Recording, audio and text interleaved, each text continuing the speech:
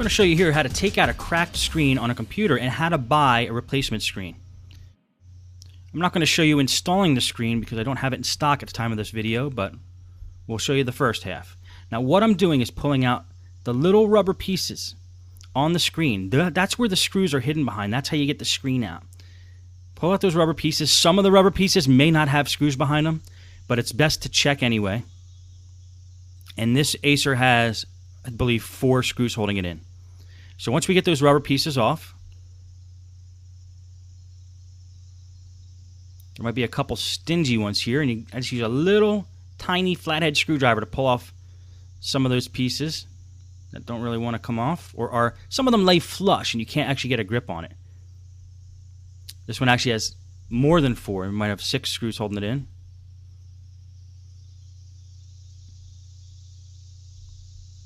So you get all those covers off. Then we're going to hit it with a Phillips screwdriver. And you'll see there, I pulled off all the covers, exposing those screws. And that's how we're going to get the screen out.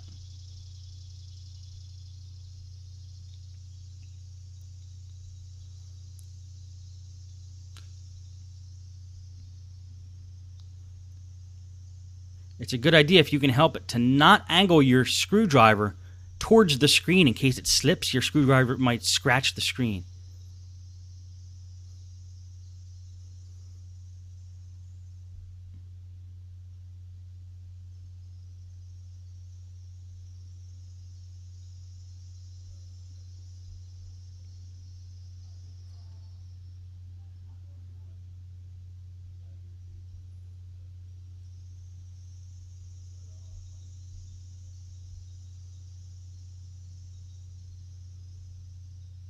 Once all the screws are out, try to find a spot where the screen bezel is going to come off easily. It might be the side, it might be a corner. And there we go, we got some action there. See if you can take your fingernail or a plastic piece and kind of bring it along the edge and pop the whole rest of the screen off.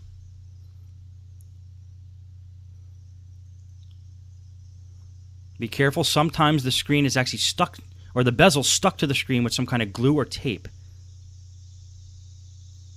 That came off fairly easily though. Let's put our little tiny screwdriver back. Just take a look here and see the best way to attack getting this screen out.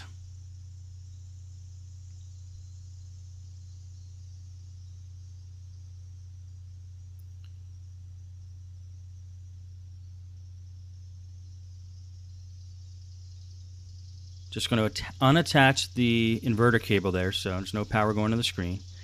And the way to get a screen out, the screen is usually attached just with screws in on the side.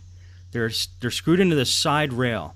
Sometimes you can't get to these screws unless you loosen the hinges up a little bit, but this computer looks like we'll be able to get to the things pretty easily. So just unattach the little tiny screws from the side rail.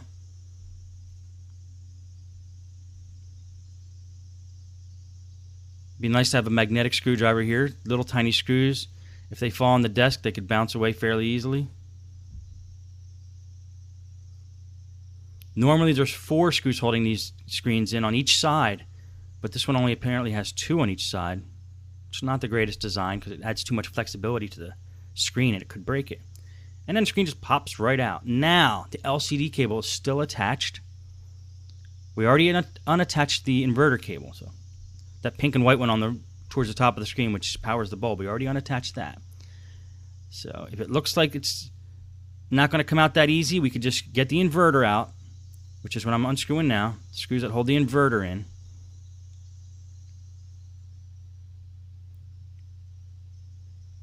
And flop the screen down, lay it flat. If there's tape holding that LCD cable in, pull up the tape. Be very gentle. You're not supposed to put a lot of pressure on these circuit boards on the screen.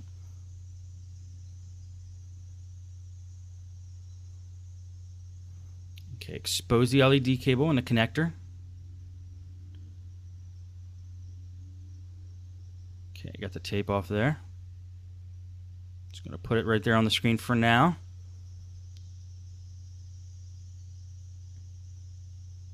I'm going to get this tape off too, just so we have some give here on the LCD cable. We don't want to damage the LCD cable. The screen we kind of care less about right now, actually. LCD cable has like 30 or 40 little tiny wires in it. We don't want to mess up.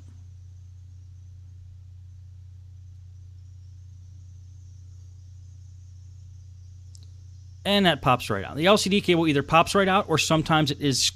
There's two little locks that you got to squeeze on the side to get it out, which I'll show you in a prior video. And we're just going to keep that LCD cable kind of out of the way for now.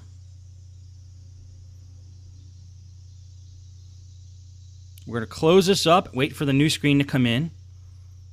I'm going to show you how to order a replacement screen on eBay. You see it's cracked, so let's get a new screen in there. Flip it over and look at the model number on the back of the screen. The model number is right here. It's that LP141WX1 parentheses TL parentheses A2.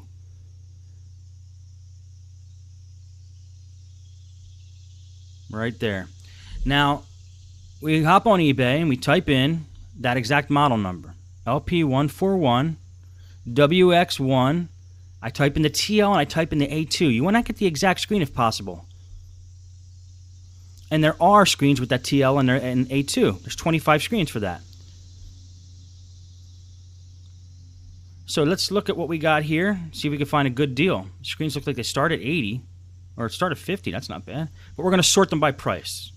See if we can find the best deal. Okay. Got a couple screens here. I'd like to buy new, so look at that new screen. That's Laptop Z Outlet. That is a company I had terrible experience with. I'm going to throw them out right now. We are not buying from them. Even though they have good prices and good feedback, they actually blackmail you into giving you positive feedback. If you give them negative feedback, they won't refund your money. Now this buyer, this is DVD Super 999. A great buyer. I've bought many screens off him. Never had a problem. He ships from Austin, Texas. $79. $10 shipping, great price, buy it now. So you do the buy it now through PayPal. You generally have to wait about 3 to 5 days for the screen to come in. And then you install it, same way we took it out. Again, I can't say enough good things about DVD Super 999. Great seller. I've been buying screens off him for years. Try to avoid Laptop Z and Screen 8 if possible. But that is how you buy a screen on eBay and replace a screen.